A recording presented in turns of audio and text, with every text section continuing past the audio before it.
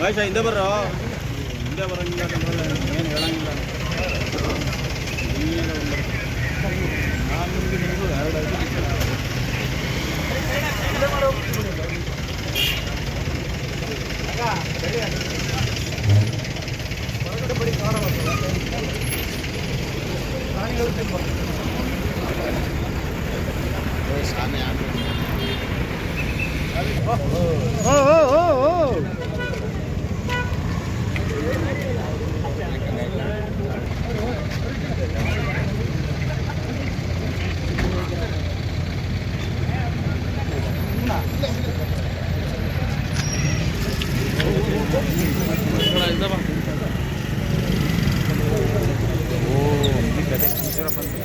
ಸ್ವಲ್ಪ ಈ ಕಡೆ ಸಿಗೋಣ.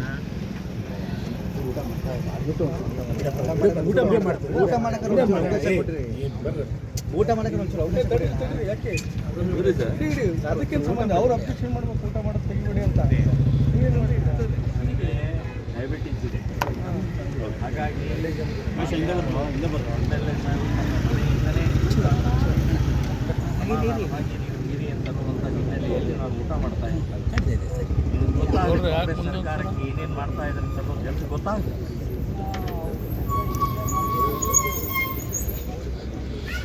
ನಡವಳಿಕೆ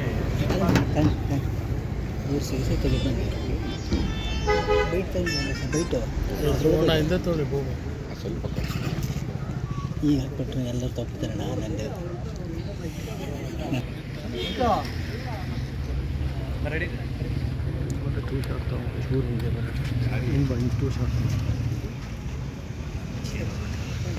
ವಯಸ್ಸರ ಹಚ್ಚು ಲೋಕ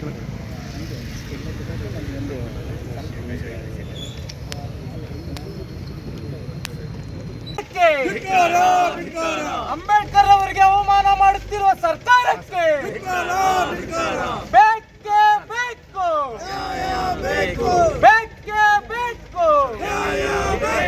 ಸಂವಿಧಾನ ವಿರೋಧಿ ಸರ್ಕಾರಕ್ಕೆ,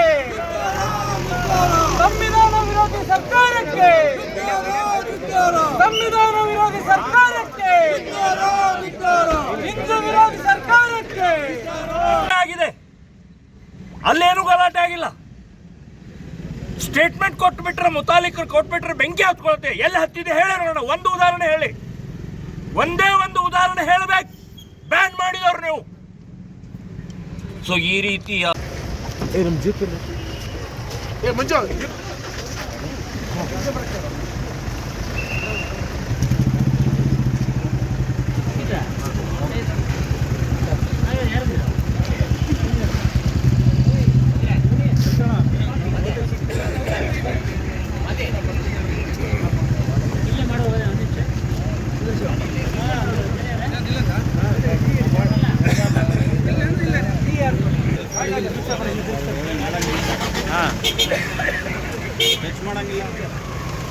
ಹಿಂದೆ ಹಿಂದೆ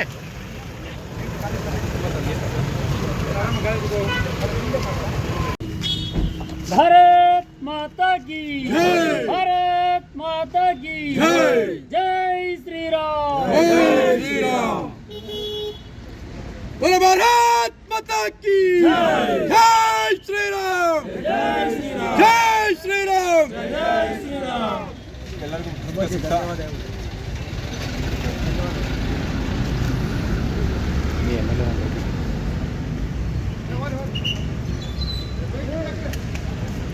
ಈಗ ವಾಪಸ್ ಊಟ ಇಲ್ಲ. ಎಲ್ಲಿ ಊಟ?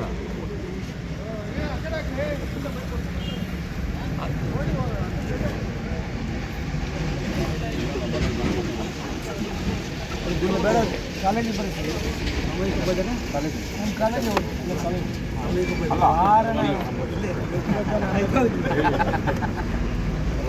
ಅಲ್ಲ ಈಗ ನಾಳೆ ಪರ್ಸನಲ್ ಆಗಿ ಮದುವೆ ಇದೆಯಲ್ಲ, ಮದುವೆಗೂ ಅಲ್ಲ ಸರ್. ಈಗ ಆಯ್ತು, ಇದು ಪ್ರೆಸ್ ಮೀಟು ಶುಭಂ ಹೋಟೆಲ್ನಲ್ಲಿ ಬೆಳಗ್ಗೆ 11:00 ಪ್ರೆಸ್ನವ್ರ ಎದುರುಗಡೆಗೆ ಲವ್ ಜಿಹಾದ್ ಪುಸ್ತಕವನ್ನು ಬಿಡುಗಡೆ ಮಾಡುವಂಥದ್ದನ್ನು ನಿರ್ಧಾರ ಮಾಡಿದ್ದೀವಿ. ಈಗಾಗಲೇ ಶುಭಂ ಹೋಟೆಲ್ ಬುಕ್ ಆಗಿದೆ. ಪ್ರೆಸ್ನವ್ರಿಗೆ ಹೇಳಾಗಿದೆ. ಈಗ ನಾನು ಬಂದದ್ದು ಹಾಲ್ಟ್ ಮಾಡಿ ನಾಳೆ ಆ ಕಾರ್ಯಕ್ರಮಕ್ಕೆ ಅಟೆಂಡ್ ಆಗೋಸ್ಕರ ಬಂದರೆ DC ಅವರು ಬ್ಯಾನ್ ಮಾಡ್ತಾರೆ. ಅದು ಶಿವಮೊಗ್ಗ ನಗರದಲ್ಲಿ ಎಂಟರ್ ಆಗಿದ್ದೀನಿ, ನಾನು ಪ್ರವೇಶ ಮಾಡಿದ್ದೀನಿ.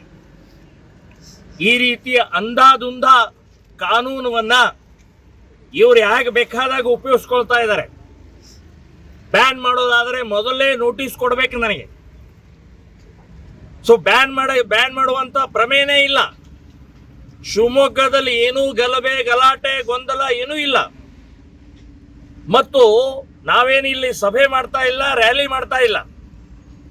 ಇಲ್ಲಿ ಮಾಡ್ತಾ ಇರೋದು ಇಂಡೋರ್ ಕಾರ್ಯಕ್ರಮ, ಒಳಾಂಗಣದಲ್ಲಿ ಇರುವಂತಹ ಒಂದು ಕಾರ್ಯಕ್ರಮ. ಇದು ಒಳಾಂಗಣದ ಕಾರ್ಯಕ್ರಮ ಬ್ಯಾನ್ ಮಾಡಕ್ ಆಗೋದೇ ಇಲ್ಲ. ಕಾನೂನು ಬಾಹಿರ ಇದು, ಸಂವಿಧಾನ ಬಾಹಿರ ಇದು.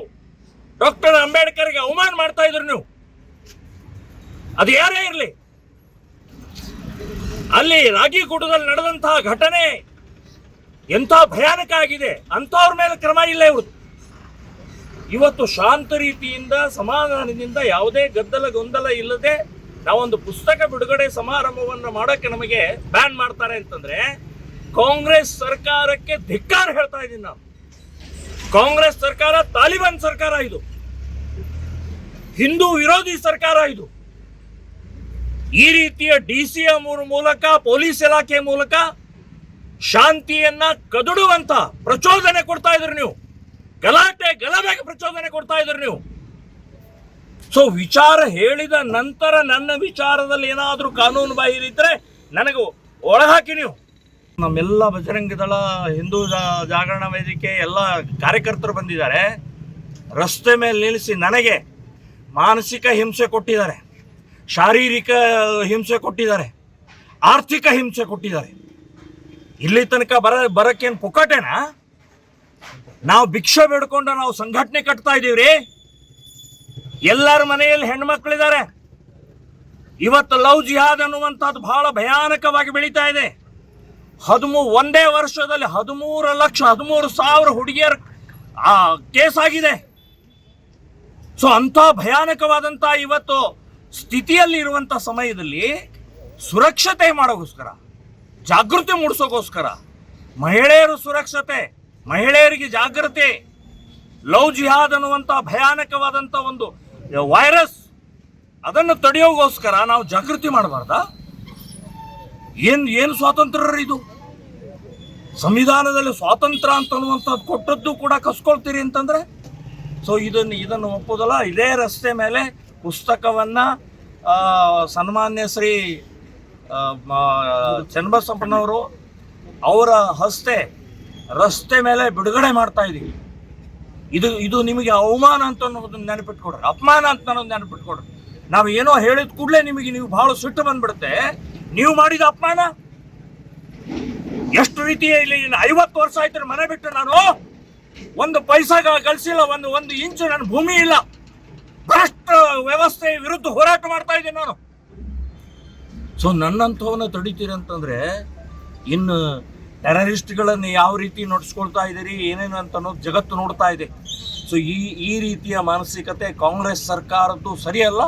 ಕಾಂಗ್ರೆಸ್ ಸರ್ಕಾರಕ್ಕೆ ಧಿಕ್ಕಾರ ಹೇಳ್ತಾ ಇದ್ದೀನಿ. ನೀಚ ನಿರ್ಲಜ್ಜ ಹಿಂದೂ ವಿರೋಧಿ ಕಾಂಗ್ರೆಸ್ ಸರ್ಕಾರ ಅನ್ನುವಂಥದ್ದು ಹೇಳಿ ಪುಸ್ತಕವನ್ನು ನಾವು ಬಿಡುಗಡೆ ಮಾಡ್ತಾ ಇದ್ದೀವಿ. ವೈಡ್ ಅಣ್ಣ, ಹೆಡ್ಲೈಟ್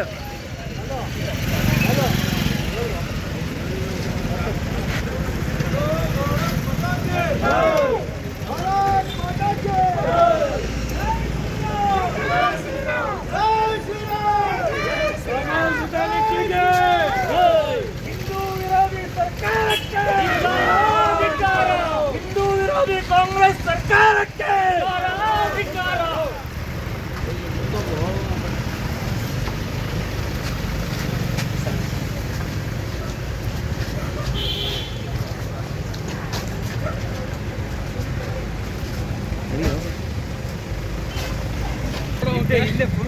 ಫುಲ್ ವೈಡ್ ಎಲ್ಲ ಹಾಕಂದ್ರೆ ಹೋಗೋದ್ರೆ ಗೊತ್ತಾಯ್ತು ವೆಹಿಕಲ್.